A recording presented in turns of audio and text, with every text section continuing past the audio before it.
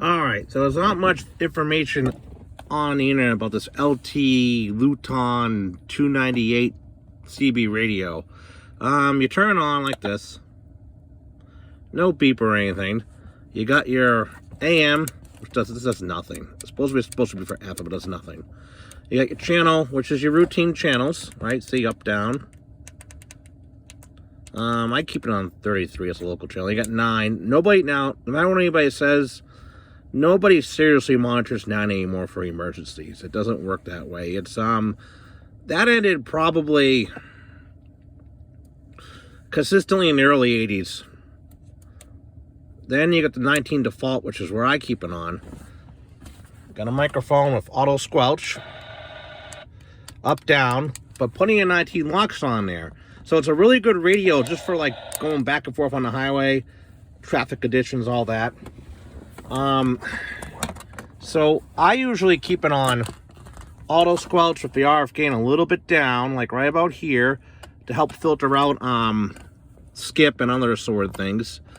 However, sometimes what happens is you got these truck drivers, and well, I understand the whole thing about tuning up a CB radio, and anyhow, that's somebody talking. It sounds like he's kind of local. We're in North Carolina here, about maybe a mile or so from Route 85. So what happens is some of these truckers, they get, like I understand, tuning the CB, putting an echo mic, making it sound good and smooth and clean, I get it. But some of these truckers, they use way too much power just for talking to other trucks. So it quickly overloads the front end of your radio. So when that happens, I just turn off auto squelch. And it's defaulted to squelch. So you kind of have the squelch open. Then if for some reason our friend Mud Duck from the desert back to the bench comes on, I just use the squelch, set it up a little bit higher, and run like this. I mean, it's a $45 radio. I mean, it has RF gain, which is really useful for filtering out skip. Yeah, the mic's a little chintzy and cheap, but what do you expect? You know, just for talking to truckers, car-to-car work, a couple miles ahead, you want to know where the accident is.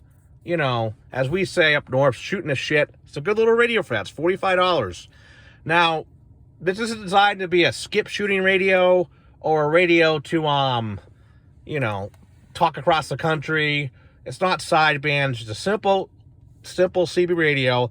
Somewhat similar to the Luiton smaller PC type radios. Now keep in mind,